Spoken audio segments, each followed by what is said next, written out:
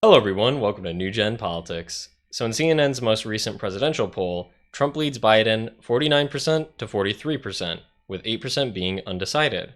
Now, this is a pretty big deal because this is a wide gap. 6 points is pretty decent in terms of a head to head race. Now, if you factor in Kennedy, that would make the polls a little bit different, but we're still unsure about whether Kennedy will pull more from Biden or Trump. But I think he's going to pull more from Biden just due to the situation and Biden's losing of support and Kennedy's closer political affiliation to Biden. So, what are the main reasons for this gap? Well, number one is the economy. That is the sole most important factor of this election is the economy. People care about the economy. They can't afford houses. They can't afford groceries. Everything is obviously more expensive. No matter what the Biden administration and the media says that things are doing great and the economy is great. Yeah, it's working for like the top couple percent of people, but any average American worker is feeling horrible about what's happening with the prices of basically everything they pay for. In addition to that is the immigration that's happening, the mass migration, illegal immigration, people coming in, flooding the market, which is also driving wages down, and housing, making housing more expensive. Crime is through the roof. There's questions about security, things from the fentanyl epidemic to even just regular on the street crime that's increasing. And so that's people's number two concern is this immigration. And so those two things together are just such major issues, like polarizing issues, and things that there really no amount of social pressure will stop people from voting against Biden's current policies. So usually the Democrats have a monopoly on like the social issues, and so they can really rally people around the social issues. And if people are on the fence, they'll more likely be willing to vote because of social issues. So whatever they deem as people's rights and whatnot, like abortion has been tossed around as maybe a big issue. I don't actually think it'll be that big an issue this election cycle, just because it's so outweighed by the economy. It's very easy to care about social issues when you don't have any other major concerns, really. Like when your life is pretty stable, when things are tentatively getting better. You have the opportunity or the luxury, really, like the luxury is the word, that you can afford to think about other people other than yourself. But right now, because of the state of the economy, because of people's questions about their own safety in their own country, people don't feel like they have that ability to think about other people's social problems. And even if they do, it doesn't take precedent over their own safety and security, both financial and physically. And so I think that's a huge problem for the Biden campaign is they can't rely on social issues. And we're running out of time for them to actually put in place reasonable issues that are going to tackle these problems. Now, on the other hand, Trump, it's an interesting election because they've both been president, that they can just point to the records and very clearly everything was less expensive under Trump, just universally. And that's an undisputed fact. People just know that, they believe their eyes when they see their paychecks, when they see the cost of groceries, when they see the cost of gas. That's obvious. So people say, I don't like him, but I'm better off under Trump, and so they'll vote for him. Direct comparison. And then on the issue of immigration, I mean, it's obviously Trump has the monopoly on that.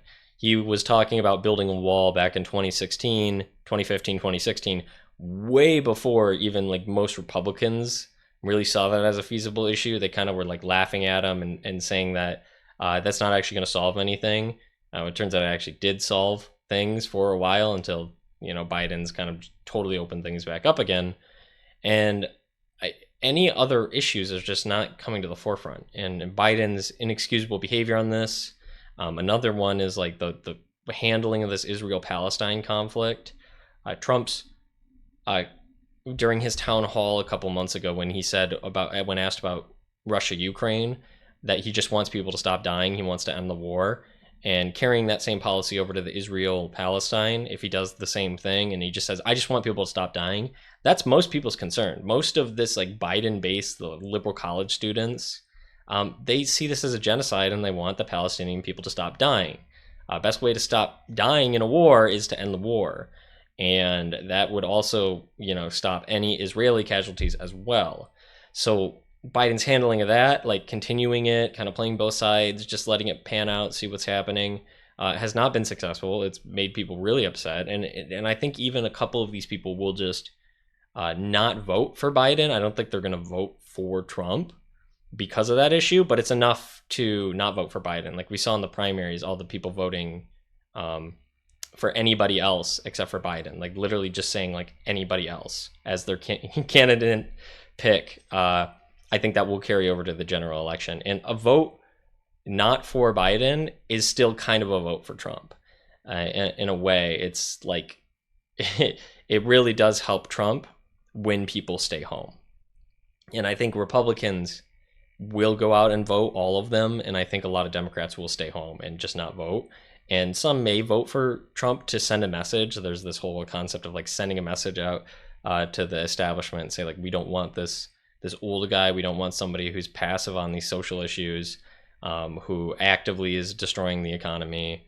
That's not going to work for the average American person. And so overall, Biden's in a just terrible spot. More and more polls show Trump leading. I think Trump has a really good chance of winning. The 8% unsure obviously could swing this election. There's a 6% gap and 8% unsure. So that could change things very heavily depending on which way they lean. But I think if a lot of the unsures come from Biden's traditional voters, traditional registered Democrats that vote for Kennedy, same thing.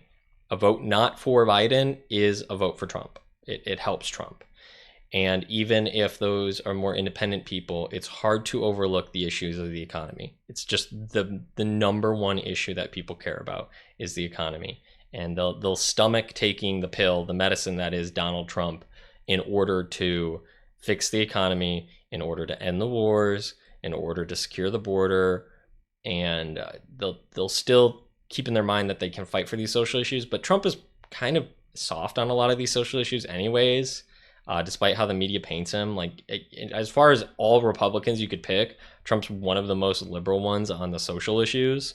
So I think if people get that idea, they can really consciously think about this. Like a vote for Trump, worst case scenario for you if you're like a liberal is there's no policy change socially. Things don't really get much worse for you from your perspective. Basically nothing happens for 4 years, but the economy gets better. So that's the way I would look at it if I was part of that group, especially if you're putting the social issues, the most important social issue on your mind being the Israel-Palestine thing. Trump's going to do a much better job of handling that and de-escalating the situation versus Biden, in my opinion. I mean, Trump's a wild card. You never really know what he's going to do, but it's hard to imagine him fumbling as bad as Biden does. So that's my take on this. I'd love to hear what you think, why you think Trump's leading. If you think this poll is accurate, it's from CNN, so it's more than likely like that left-leaning, very heavily left-leaning news program would not give Trump a boost for any reason. And so I think it is a pretty natural poll. I think the answers are pretty reflective of how people are actually feeling. So let me know, what do you think? Do you think there is reasons for that? Do you think this is going to switch or change over time? Do you think there's anything Biden could do to save himself from being kicked out of office? Let me know all that down in the comments below. And as always, don't forget to like, share, and subscribe. Thank you very much for watching.